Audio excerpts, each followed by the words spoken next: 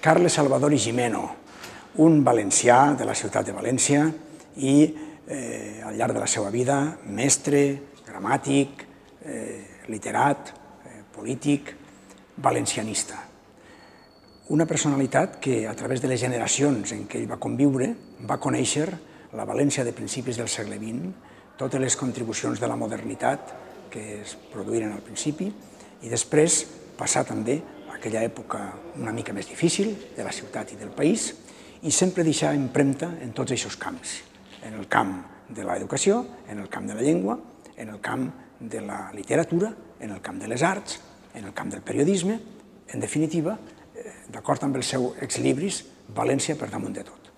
L'exposició fa un viatge a través del seu temps cap al nostre temps, fent veure com la figura de Carles Salvador no s'entén sense la seva germanor i la seva col·laboració en el conjunt de generacions en què participa, ni en les especialitats ni en les poblacions en què desenvolupar tota aquesta labor valencianista en global, però en particular en els pobles i ciutats valencianes. Quan nosaltres mirem el cartell de Vicent Climent de l'Exposició Regional Valenciana i altres quadres o altres dibuixos de l'època, observem que retraten un temps que podem contemplar com un temps de respecte o de reflexió sobre la tradició, però també amb una voluntat d'entrar al segle XX. I, per tant, el xiquet Carles Salvador, un xiquet nascut al cor de la ciutat de València, però de pares procedents de l'ànima del país, o sigui, de les comarques del nord, a través d'aquestes vivències familiars i de la seva formació en els carrers de la ciutat de València i en la universitat com a estudiant, visqué aquesta, diguem, transformació que el país vivia i la convertir en el primer motiu de la seva passió literària, de la seva passió juvenil, de la seva passió cívica, de la seva passió cultural. Sobre el marc d'una foto de família en què el més menut és precisament l'heroi sobre el qual volem reflexionar els valencians, trobem aquesta idea de la família. El pare era fuster i, per tant, diguem-ne, la primera formació que ell tingué fou, diguem, d'artesà, és a dir, de treballador. Un accident, precisament, li impedí continuar el que hagués sigut potser un bon fuster i el passar al camp de la cultura. Nosaltres tenim un document que és com unes memòries que ell, quan ja és mestre, diguem, redacta sobre els primers 15-20 anys de la seva vida, i ahir trobem aquestes anècdotes, aquestes vivències, i en aquest document la primera anècdota que conta és que el pare era fuster i fabricava la cadireta d'or que s'utilitzava, la cadira que s'utilitzava en el ratpenat per als jocs florals. Per tant, és la primera anècdota que conta. En tot cas, ell ràpidament explica per què acabava amb els seus exlibris València per damunt de tot. Aquesta passió per la ciutat i per l'ànima i pel país és, diguem, la passió que ell, d'alguna manera, en ideologies o en reflexions més progressistes o més conservadores, pràcticament no abandona mai. I aquí trobem com, en els primers anys, ell obté una certa influència, podríem dir,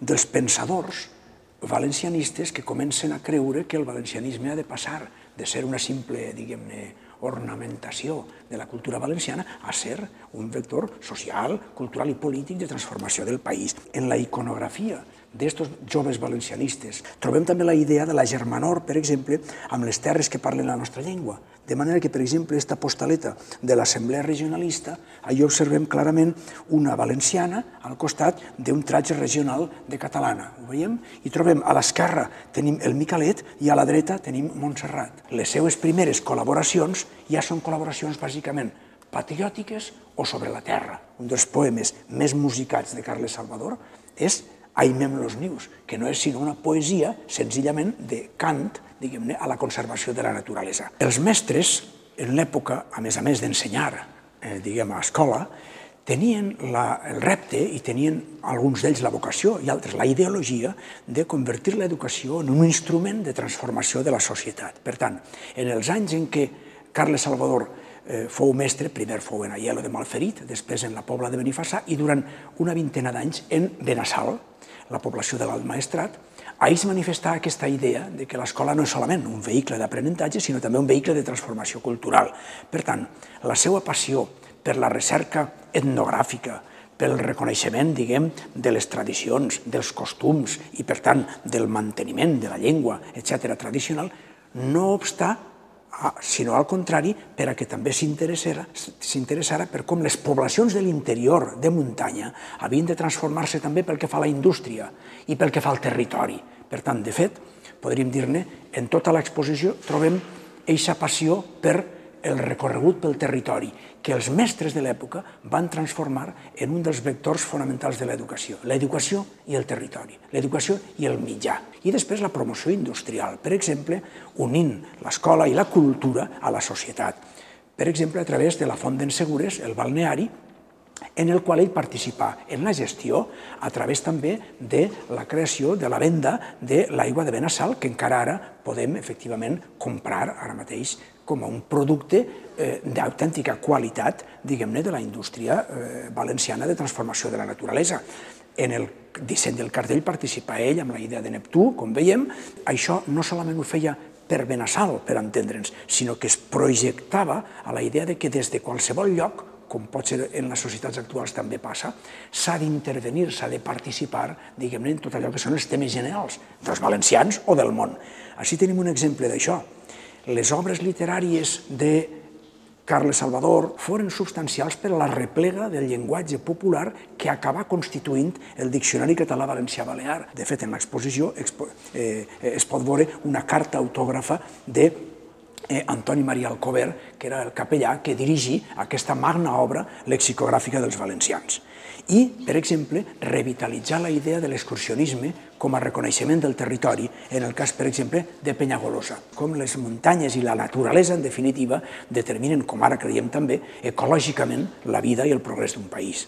En l'època en què Carles Salvador comença a existir i comença a créixer, és la comunicació, és el periodisme, és la ràdio després, és les revistes culturals, allò que impregna i caracteritza les societats, com ara, societat de la comunicació. Cap altra època històrica valenciana, probablement, ha tingut la riquesa, amplària i diversitat de títols periodístics, amb les seues polèmiques, amb les seues varietats d'enfocaments, per a contribuir a la formació, a l'educació o al gaudi o a l'oci dels valencians. De manera que és gràcies a la comunicació pública en les societats modernes que l'obra de Carles Salvador deixa de ser una simple afecció personal, sinó que passa a ser en l'agenda dels valencians de l'època un element de configuració de la societat. En els Jocs Florals de 1929, que és quan guanyà la flor natural Carles Salvador, observem com la premsa li dedica les primeres pàgines. I si observem millor la notícia és que la reina d'aixòs Jocs Florals era ni més ni menys que Pepita Samper, un dels personatges, diguem, de l'Star System, si es vol dir així, de la faràndula d'aquells anys de la vida valenciana. Probablement este vestit que representa no solament el tèxtil, sinó també este component mediàtic que he dit, de com la cultura i el valencià i la llengua no podien estar alienes en una espècie de gueto separat de les vivències i dels esdeveniments socials de més àmplia influència. Les taules de poesia, que és una iniciativa molt vinculada a la generació del 30, se'n celebraren un total de 5, en 4 d'elles participà Carles Salvador. I així tenim volums que ell preparava per a aquestes, diguem-ne, taules de poesia. En la seva escriptura s'obrí a les arts i s'obrí, per tant, a la música, al teatre, a la narrativa. I hem dit que vivíem en el món mediàtic i què passava en els anys 20, sinó la difusió del cinema. Encara que no és de l'època, un document cinematogràfic o un document audiovisual interessant és esta pel·lícula d'uns 40 minuts, feta l'any 1983, sobre la base d'una obreta aparentment modesta que es diu El maniquí d'argila. En l'original publicat de Carles Salvador en la col·lecció Nostra Novel·la porta dibuixos de qui? De Josep Renau, ni més ni menys.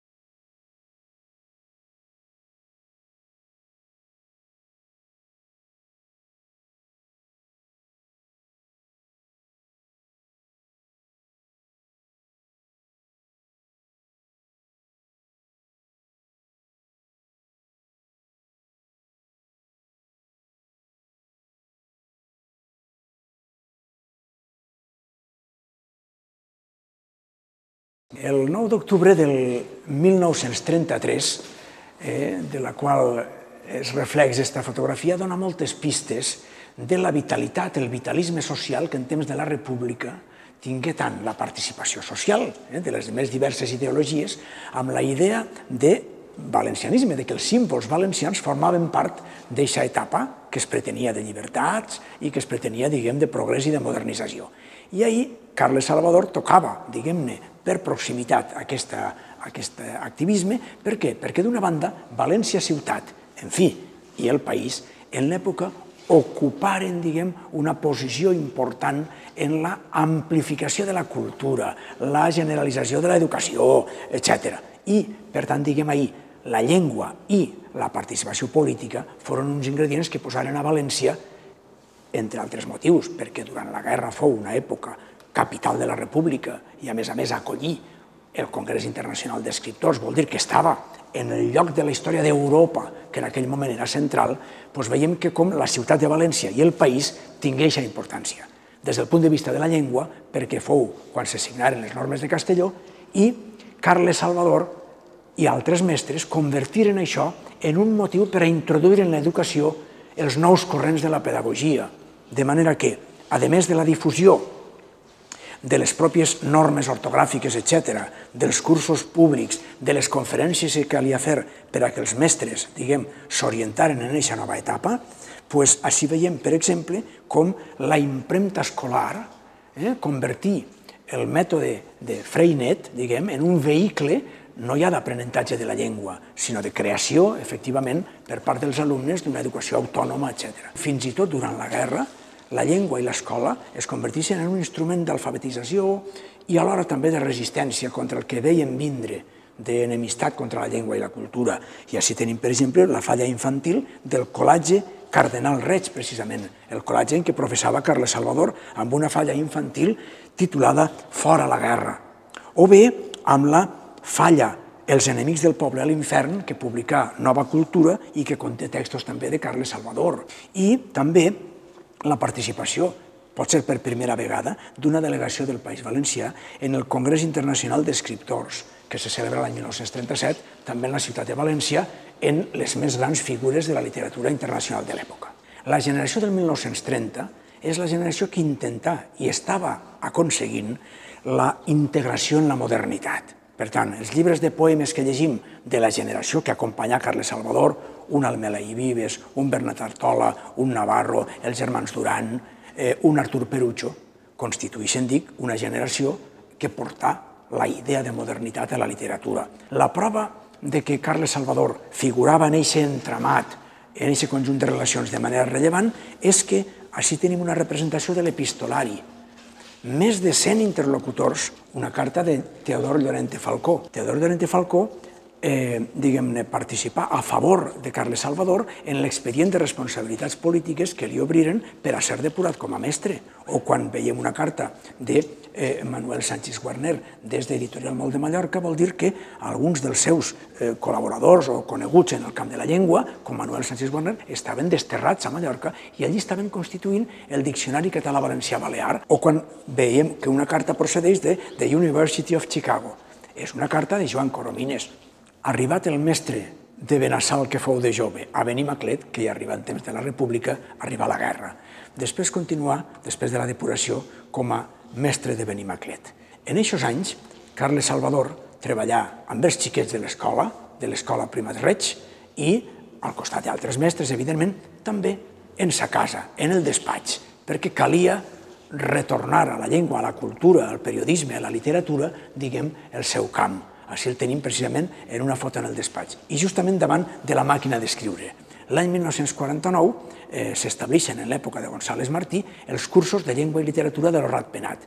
I així tenim fotos que a molts valencians els poden parèixer històriques, perquè la major part de valencians d'edat o gent de cultura que es forma en el temps del franquisme es forma amb la gramàtica de Carles Salvador i en aquests cursos, justament amb el professorat, que així veiem, que és un professorat que ja podem dir que comença a donar noves generacions. En la mateixa foto en què està Carles Salvador, al seu costat està precisament Enric Valor. El nucli de com la llengua torna a ser o és potser per primera vegada en la història, un instrument de formació, anava a dir, de certes elits, si es vol dir així, de la cultura o la societat valenciana. I així visqué fins als últims temps Carles Salvador. Pocs dies abans de morir se celebrava la cloenda del curs de l'Horrat Penall 1954-1955. Així tenim fotografies d'aquest últim acte en què està fent la conferència Francesc Almelà i Vives i està un Carles Salvador ja envellit, com veiem, escoltant. Si mirem des d'ara tots aquests missatges sobre la importància de l'educació, de la llengua, de la cultura en el progrés dels valencians, hem de tindre en compte no solament la memòria del mestre.